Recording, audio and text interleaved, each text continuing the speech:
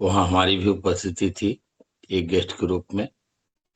तो बहुत अच्छा लगा। और संतराम सर अभी पर्ल के लेवल पे हैं और बहुत जल्दी हम लोगों को बड़े लेवल पे दिखाई पड़ेंगे। हमारे मन्नू सर नॉलेज कैप्सूल में दिखाई पड़ेंगे।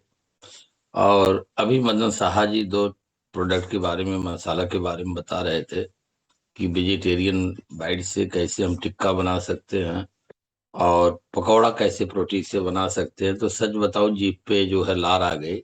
मैं काफी पी रहा था अपना ग्रीन टी, आरसीएम की ही स्वेच्छा का कहवा पी रहा था। तो इच्छा हुई कि पकौड़ा भी खाऊं, लेकिन मैडम लखनऊ में है तो अकेले हूँ, तो पकौड़ा मिल नहीं सकता। बस फील किया और मैंने कहा कि मैडम आए तो फिर पकौड़ा और एक टिक्का बनवाओ। तो थैंक यू मदन साहा साहब। और परिचय की कड़ी में, मेरा नाम डीके सिंह, मैं उत्तर प्रदेश सुल्तानपुर डिस्ट्रिक्ट से हूँ। बाई प्रोफेशन मैं गवर्नमेंट टीचर हूँ और अपनी स्कूल का भी हेड टीचर हूँ, प्रिंसिपल के पोस्ट पे हूँ। 26 साल की सेवा हो गया। जीवन में 3 गवर्नमेंट जॉब दोस्तों किया हूँ। और जॉब का भी अनुभव है और आरसीएम का भी अनुभव है। दोनों अनुभव अपने पास है और दोनों अनुभव से मैं फील कर पाता हूँ। वह साहब का एक ऑडियो है 45 साल या 5 साल। तो उसमें बोलते हैं कि एक व्यक्ति अपने जीवन में चाहे 45 साल काम करे या डायरेक्ट सेलिंग मार्केटिंग में 5 साल करके अपने को फ्री कर ले। तो वो फीलिंग मेरे अंदर है। अभी कल मैं अपने बिजनेस को चेक कर पा रहा था। मेरा बिजनेस दोनों लेग से स्टार पर मेंटेन था 4 दिन में। लगभग 11.5 लाख का करीब मेरा बिजनेस पहुंच गया था कल शाम को, जब मैं मीटिंग ले रहा था एक मनोज वर्मा जी का, उनकी सुपर टीम की मीटिंग का काउंसलिंग कर रहा था। तो दोस्तों, ये पावर है बिजनेस का। सोचिए कि 4 दिन में अगर स्टार पर मेंटेन हो जाए तो लगभग अप्रोक्स 1 लाख की इनकम आपका 4 दिन में बन जाता है। हम जहाँ टीचर हैं 30 दिन पढ़ाने जाते हैं, बहुत सारा सरदर्द होता है, सरकार का प्रेशर होता है। वहां पे हमें महीने का 1.25 लाख मिलता है। और आरसीएम बिजनेस में सच बताऊं, अभी पिछले महीना हम लोग 2 तारीख से लेकर के 13 तारीख तक भोपाल में रहे, लेकिन मेरा बिजनेस निरंतर बढ़ते हुए क्रम में रहा। और अगले महीना से इस महीना हमारा बिजनेस निरंतर बढ़ते हुए क्रम में है। जबकि मैं एक महीना लगातार बहुत सारा स्ट्रगल किया दोस्तों, स्वास्थ्य चैलेंज को लेकर के। लेकिन अभी मैं ठीक हूँ। आप सबका दुआएं लगा मुझे, आप सबका आशीर्वाद लगा। और मैं आज से निकल रहा हूँ, कल से मेरा पठानकोट का टूर है। और लगातार मैं हार्ड वर्क करता हूँ। तो आज मैं कुछ चीजें आपको बताना चाहता हूँ कि अगर आप सफलता चाहते हो तो आज तक मैं सफलता कैसे मिलती है उस चीज पे बातचीत किया था। आज थोड़ा हट के बात करूंगा। हर चीज का अनुभव जो मेरे जीवन में मेरे गुरुओं के माध्यम से मुझे मिला है, वो चीज मैं साझा करूंगा। तो मैं सबसे पहले इस पोर्टल पर हमारे जितने विद्यमान गुरु हैं उनके श्री चरणों में शीश को झुकाते हुए, श्रद्धा सुमन को अर्पित करते हुए और उनके चरण को स्पर्श करते हुए आशीर्वाद प्राप्त करते हुए, मेरे जितने अनुज भाई बहन जुड़े हो, आप सबका मेरा स्नेह भरा प्यार, दुलार, आशीर्वाद है आप सबके साथ। और मैं अब अपना, चूंकि समय का नजाकत होता, 15 मिनट में ही सारी बातें करनी होती है, तो कुछ चीजें जो मैं अपने गुरुओं से सीखा है वो आप सबको बताने की कोशिश करूंगा। तो आज टॉपिक आप नोट करें, 10 speed breaker of big success. 10 speed breaker of big success. बड़ा सफलता में 10 अवरोधक क्या होते हैं जिसके कारण लोग बड़ा लेवल पे नहीं जा पाते। उन बिंदुओं को मैं पहले नोट कराऊंगा और इसके बाद फिर आपसे एक एक पे डिस्कशन करूंगा। तो नंबर 1 नोट करें, लैक ऑफ क्लियर गोल। लक्ष्य का अस्पष्ट ना होना सफलता का पहला बाधक होता है। दूसरा है lack of priority, lack of planning, lack of focus on real working, lack of focus on real working मतलब रोल जो होता है, lack of over commitment,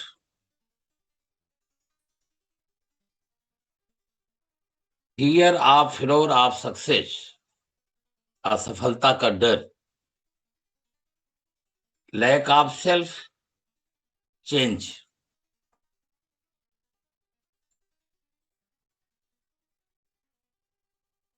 ego, next है ईगो, अहंकार। Family responsibility of financial issues, family responsibility of financial issues. बहुत सारे लोग अपने को फंसा लेते हैं। Doing too much work along, ये कुछ महत्वपूर्ण बिंदु है जो हमको बड़ी सक्सेस लेने से रोक देता है दोस्तों। अगर इनसे आप पार पा जाएं तो आप भी इस इंडस्ट्री के लेजेंड बन सकते हैं। आप भी अपनी पहचान हिंदुस्तान के पटल पे बना सकते हैं।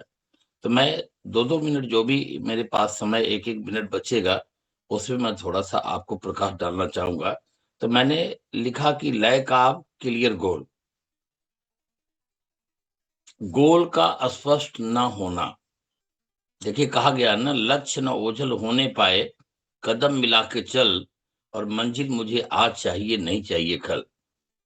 कुछ लोग का तो गोल ही नहीं होता। मैं कल एक मीटिंग ले रहा था, मैंने कहा सर आप लोगों ने अपना क्लियर गोल अगर बनाया हो तो मुझे दिखाओ। तो वहां बैठे हुए कोई आदमी के पास क्लियर गोल नहीं था। देखिए गोल 5 प्रकार का होता है।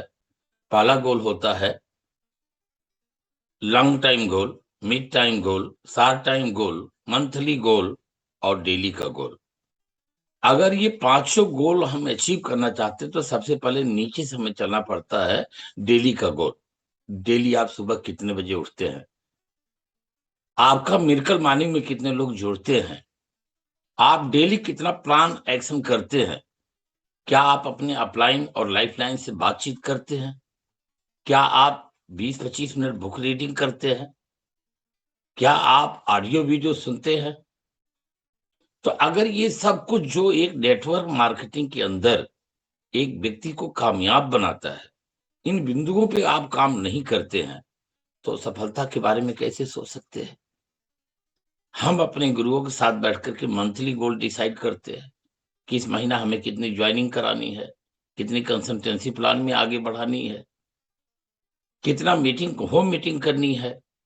तो ये सब हम मंथली गोल डिसाइड करते हैं दोस्तों। ये छोटा छोटा जो डेली और मंथली गोल करते हैं ना, तो इससे हम जो 6 महीना से लेकर साल भर का अपना टारगेट रखते हैं, कितना हम वाइटल अचीवर निकालेंगे, इतने स्टार अचीवर निकालेंगे, इतना हम रॉयल्टी निकालेंगे, इतना हम टेक्निकल बोनस क्वालिफाई कराएंगे, तब जाके हमारे टारगेट पूरा होते हैं। लेकिन हम जब लक्ष्य नहीं बनाते हैं तो कैसे हम एहसास कर पाएंगे कि मैं राइट डायरेक्शन में जा रहा हूं या रॉन्ग डायरेक्शन में जा रहा हूं। तो इन बिंदुओं पे ध्यान देना पड़ता है। नेक्स्ट पॉइंट है लैक ऑफ प्रियॉरिटी। देखिए मैं आपको बताऊं ईमानदारी से, आज मेरे साढ़ू भाई का लड़की का शादी है। बहुत सारे रिलेटिव हमारे जो अमेरिका से, हमारे ब्रदर इन लॉ हैं, मेरठ में कैंसर के बहुत बड़े सर्जन है, बलिया में प्रोफेसर है। हमारे और रिलेटिव जो साड़ू भाई के हैं सब गुजरात, राजस्थान, दिल्ली, सब लोग 2-3 दिन पहले से आ गए हैं। उनके कॉल मेरे पास आ रहे हैं, डीके सर आप यार कितना व्यस्त कर लिए हो कि आप अपने सगों के लिए आपके पास टाइम नहीं है। रियलिटी, मैं स्कूल से जुड़ा हुआ हूँ, कॉलेज से, और दूसरा मैं आरसीएम में, अगर मैं पहले से किसी को मीटिंग दिया तो कैंसिल नहीं करता हूँ। मेरा ये रिकॉर्ड है दोस्तों। मैं अपनी जिंदगी का अगर फर्स्ट प्रियरिटी बोलूँ ना, हेल्थ होना चाहिए आदमी की जिंदगी का पहला प्रियरिटी, दूसरा फैमिली होना चाहिए, और तीसरा फिर लोग अपने जॉब को या बिजनेस को रखते हैं। लेकिन मैं इन तीनों से ऊपर, सबसे ऊपर आरसीएम को प्रियरिटी देता हूँ। राकेश सर, प्रमोद सर गवाही है, सुरेश सर, संतोष जी गवाही है, देवराज जी गवाही है। मेरे सगे बेटे की शादी थी और वह साहब मेरा शाम को भी काउंसलिंग रख दिए और सुबह भी रख दिए दोस्तों। मेरी जगह दूसरा कोई व्यक्ति होता शायद सोचता नहीं, करने की बात छोड़ो, लेकिन मैं 2-2 घंटा वह साहब के साथ बैठ करके अपने काउंसलिंग करवाया। मैंने सोचा हो सकता है वह साहब मुझको चेक कर रहे हो। मुझे कोई फर्क नहीं पड़ा। मेरे घर में मेरी बेटी का शादी, मेरे बेटे का शादी, मैं सब कुछ करके फ्री हूँ, और मैं सिंगल एक काम नहीं किया दोस्तों। इतना कमाया हूं आप सबके बीच में ना, कि करने वाले हजारों नहीं, मेरे पास लाखों लोग निगाह रखने वाले मेरे ऊपर होते हैं। और बड़े बड़े फंक्शन को मैं चुटकी बजा करके कर देता हूँ। मुझे कोई दर्द नहीं होता, क्योंकि मैं लेबर नहीं हूं, मैं लीडर हूं। और काम कैसे किया जाता है ये मैं जानता हूं दोस्तों, और कैसे करवाया जाता है ये भी मैं जानता हूं। इसलिए दूसरे के घर में जब लोग शादी पड़ती है ना, तो उस पर अपना टाइम लगाते हैं। मैं अपने लिए नहीं टाइम लगाता दोस्तों, मैं केवल आरसीएम पे टाइम लगाता हूँ। इस कारण मैं सक्सेस हूँ। तो आप किसको प्राथमिकता देते हो? मेरी जिंदगी का अगर सबसे बड़ा प्राथमिकता है, तो आरसीएम में अपने लोग जो हैं उनको कामयाब करने का है। मैं हमेशा रात दिन सुबह शाम सोचता रहा। तो मैं बीमार पड़ गया ना, मेरा आत्मा रो रहा था कि अगर इंजन खराब हो जाएगा तो डिब्बा कैसे आगे बढ़ेगा। तो दोस्तों हमेशा आप इस चीज को ध्यान रखो, जब जिस चीज को प्राथमिकता देंगे वो भी चीज आपको प्राथमिकता देगी। तो आरसीएम को 5 साल प्राथमिकता आप लेके काम कर लो, जीवन सवर जाएगा मेरे दोस्त, जीवन सवर जाएगा।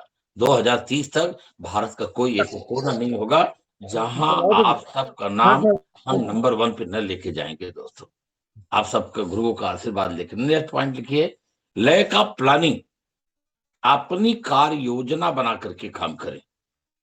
मैं 90% लोगों को फेलोर इसलिए पाता हूं ना, कि उनकी कार्य योजना होती नहीं। और कितने तो डर के मारा नहीं बनाते कि अगर मैं कार्य योजना बनाऊंगा तो मुझे करना पड़ेगा। मैं अपना टूर प्रोग्राम 25 तारीख को बना लेता हूं। 25 तारीख को मैं आज तक अपने कितने बड़े बड़े सीनियर को उनकी बोर्ड रूम में उनकी प्लानिंग, उनकी टूर प्रोग्राम, उनकी कार्य योजना नहीं देखता। मैं रिकॉर्ड है मेरा, कोई एक लीडर बोले, मेरा कोई एक अपलाइन बोले कि जो मैं बनाता हूं, मेरा अगर मेरा जिंदा सांस अंतिम तक चलता रहता ना, मैं वहां जाके बैठता हूं दोस्तों। मैं कभी कैंसिल नहीं करता। मेरा चरित्र, आपकी छोटी छोटी आदतें ही आपके चरित्र का निर्माण करती है। और मेरा ये ट्रैक रिकॉर्ड है कि अगर 105 डिग्री बुखार है, मैं नहीं बोल पाता, तभी उस मीटिंग में जाता हूं। अभी उदाहरण है, मनकापुर, नवाबगंज, बस्ती, ये मेरे प्रोग्राम सेमिनार लगे थे। मैं चाहता तो कैंसिल कर देता, कोई मुझको पेनाल्टी नहीं लगाता, लेकिन नहीं दोस्तों, मेरे चरित्र खराब हो जाता है। मैंने रमेश वर्मा, पारस मौर्य से निवेदन करके अपनी गाड़ी में ले गया कि अगर गला मेरा काम नहीं किया तो आप लोग उस प्रोग्राम को ले लेना, मैं 5 मिनट आशीर्वाद दे दूंगा। लेकिन ईश्वर की ऐसी असीम अनुकंपा रहा कि ईश्वर मुझे कभी शर्मिंदा कहीं नहीं किया, वहां भी नहीं किया दोस्तों। पारस सर ने कहा, सर आपको हो क्या गया था, कम लोग थे और आप इतना अच्छा स्पीच दिए कि आज तक मैं जिंदगी में कभी आपको सुना नहीं था, बैठे होंगे पूछ लीजिए। तो सर मैं कभी बेईमानी नहीं करता, मैं अपने हेल्थ से भी ऊपर आरसीएम को रखता हूं। और यही कारण आज आप सबके बीच में हूं। मेरे दोस्त, आप लोग प्लानिंग करिए, कार्य योजना बनाइए, अपने अपलाइन के पास भेजिए, उनका सिग्नेचर लीजिए, आप डाउनलाइन को भेजिए कि इस साल मुझे क्या क्या कैसे कैसे करना है। आप लिखित में कार्य योजना बनाते नहीं, इसलिए नहीं बनाते कि आपका चरित्र उजागर हो जाएगा। और जब तक डरोगे तब तक लीजेंड नहीं बनोगे दोस्तों। मैं हमेशा टेक्निकल बोर्ड रूम से लेकर रॉयल्टी बोर्ड रूम में अपना टूर प्रोग्राम 1 तारीख से लेकर के 30 तारीख तक डालता हूं। और जहां भी होता है, ईश्वर की ऐसी कृपा मैं 100% उसको पूरा करता हूं। तो आप लोग भी प्लानिंग करिए ना। नेक्स्ट पॉइंट है, lack of focus on role. अपने डेली वर्किंग पे काम करो। डेली वर्किंग मैंने अभी बताया, डेली वर्किंग में क्या क्या होता है। मैं डेली कसम, मेरे सुरेश सर मेंटोर है, मेरे कोच है, और डेली मेरा कौशल क्षेम पूछते हैं। देखिए भैया, दुनिया सब एक तरफ, आपका हेल्थ एक तरफ, मुझे आपका हेल्थ चाहिए। आप रहोगे, लाखों करोड़ों लोगों का जीवन संवरेगा। डेली वो आशीर्वाद देते हैं। और मैं अभी ठीक 6:30 बजे से लेकर 7 बजे तक 1 घंटा नित्य मैं कठिन एक्सरसाइज करता हूँ, प्राणायाम करता हूँ। मैं अपने हेल्थ पे, वह साहब मेरे हेल्थ के आइडियल हैं, वह सुरेश सर हमारे आइडियल हैं। मैं उनको अपना रोल मॉडल मानता हूँ। और उनकी तरह मैं भी अपने हेल्थ के ऊपर काम कर रहा हूँ कि जिंदगी में मुझे छींक तक ना आए, ऐसा मैं प्रयास, इतनी इम्यून सिस्टम अपना मजबूत करना चाहता हूँ कि 100 साल तक आप सबका आशीर्वाद लेकर के मैं हिंदुस्तान में आरसीएम अभियान का नेतृत्व कर सकूं। न घुटना जवाब दे, न कमर जवाब दे, न आंख जवाब दे, न दांत जवाब दे, न मेरा फेफड़ा जवाब दे। मैं दहाड़ता रहूं जब तक जिंदा रहूं, ये मेरी इच्छा है सर। इसके लिए मैं काम कर रहा हूं। मैं कोई चीज, कभी मेरा कोई लीडर बैठा बताओ मैं कभी भी किसी होटल में एक पकौड़ी तक को हाथ नहीं लगाता। लोग बोलते कि हेल्थ गार्ड बना, अवधेश मेरा खाने पीने का शौकीन है, बोलता कि गुरु जी एकदम हेल्थ गार्ड बनाए, एक पीस खा लो। मैं छूता नहीं दोस्तों, क्योंकि मैं अपने हेल्थ पे काम कर रहा हूं। मुझे क्या खाना, क्या नहीं खाना, किस चीज में कितना इंग्रेडिएंट है, ये मुझे पता है। इसलिए मैं सोच समझ के खाता हूं। इसलिए मैं खाने के लिए नहीं पैदा हुआ हूं, मैं इतिहास रचने के लिए पैदा हुआ हूं। ये हमारे सोच में हमेशा होता है।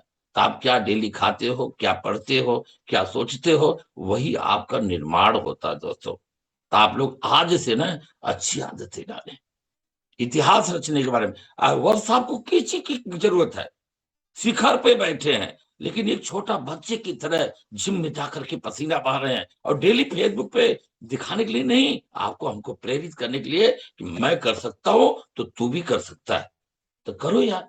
25 साल 30 साल में पेट निकाल के आगे पीछे दरबार बना करके घूम रहे हो, क्या करना चाहते, कौन सा लीडरशिप करोगे? लीडरशिप करने के लिए स्मार्ट होना चाहिए। तो इन चीजों को हमको ध्यान देना। उम्र मत देखो, मैं 55 56 साल का हो गया, वो साहब 60 साल के करीब पहुंच रहे हैं, पसीना बहा रहे हैं, तो हमें भी बहाना है। तो डेली वर्किंग करो, lack of over over commitment. कुछ लोग बोलते हैं, मैं एक टीम तेरा चलाऊंगा, एक टीम तू चला ले। वादा तो कर देते हो, लेकिन निभा नहीं पाते। गलत कमिटमेंट मत करो, दोनों लेग। सतीश पंडित जी ने क्या समझाया, जहां से तुम्हारी टीम आईडी लगी है, नीचे तुम्हारी जिम्मेदारी है।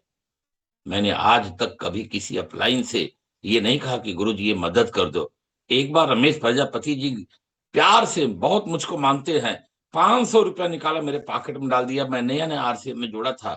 बोला डीके सर तुम बहुत मेहनत करते हो, तेल डलवा लेना। हमने कहा गुरु जी इस चीज की जरूरत नहीं है, आपका आशीर्वाद मुझे केवल चाहिए, और दोबारा कभी ऐसा मत करिएगा, कभी मत करिएगा। आपको मैं बहुत इज्जत करता हूँ। कुछ लोगों के समझ में था डीके सिंह बहुत बड़ा रोकड़ा लिया होगा तब आरसीएम में साइन किया। हमने कहा नहीं, पाठक जी मेरा हृदय का टुकड़ा है, मेरा दोस्त है, मैं इसलिए ज्वाइन किया था।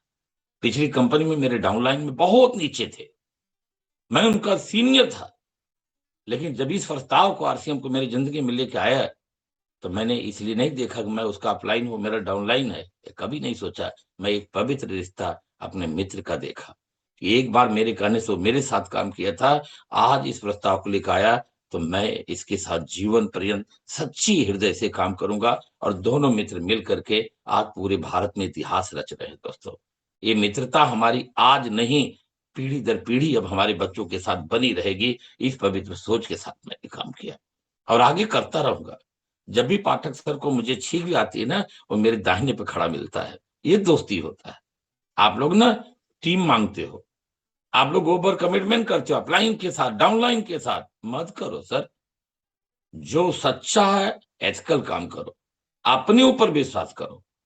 ओवर कमिटमेंट कभी नहीं करना चाहिए। मैं तुम्हें टीम दूंगा, ये करूंगा। मैं मंच पे बोलता हूं, आज तक हमने जिन जिन बच्चों को अपने जीवन में लाया है, चाहे वो अवधेश जी हो, रमेश जी हो, महेंद्र जी हो, रविंद्र ठाकुर जी हो, हंसलाल जी हो, जेपी सिंह हो, डॉक्टर मनोज, रोहित सिंह जी, जितने लोगों को मैंने लाया, मनोज वर्मा हो, मैंने कभी किसी बच्चे को अपनी गाड़ी में नहीं बैठा, कभी भी एक मीटिंग उनके साथ करने नहीं गया। मैं हमेशा ये बोला, आप चल वहां तैयारी करो, मैं आऊंगा।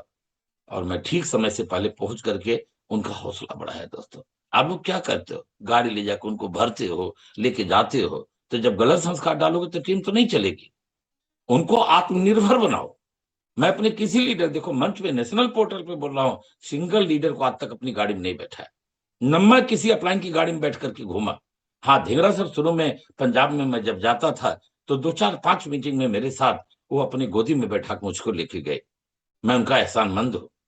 लेकिन इसके बाद जिंदगी में मैं कभी भी, राकेश सर, हाँ मैं दिल्ली गया, वो हमको प्यार से बहुत मोहब्बत करते, कभी अपनी गाड़ी में बैठा है, कभी प्रमोद सर बैठा है, वो अलग बात है, लेकिन मीटिंग के लिए नहीं, मीटिंग के लिए नहीं।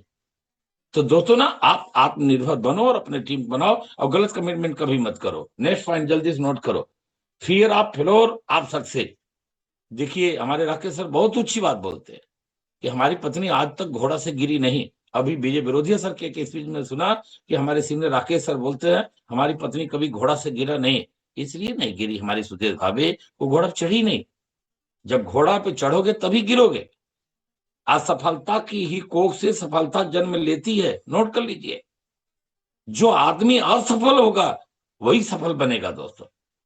एडिसन साहब हजारों बार बल्ब के निर्माण में फेल हुए, लेकिन हार नहीं मानी। अभी सतीश तिवारी जी ने क्या समझाया कि कितनी तकलीफों के साथ उस इंसान ने अपने जिया, लेकिन लास्ट के 75 साल की उम्र में जाकर के कई कंट्री के अंदर में अपने झंडे गाड़ दिया। तो दोस्तों, सफलता एक दिन में नहीं मिलता। असफलता के डर से आप कभी प्रयास मत छोड़ा करो। अपने से जितना बेस्ट हो सके आप दो, आप सबसे हो जाना। मेरा टाइम ओवर हो गया, सॉरी। और अमन्नू जी चूंकि इतना प्यार करते हैं कि उन्होंने मुझे बताया नहीं, और हम भी ऐसा उड़ जाते हैं हवा में, हम जान नहीं पाते। तो माफी चाहूंगा आप सब।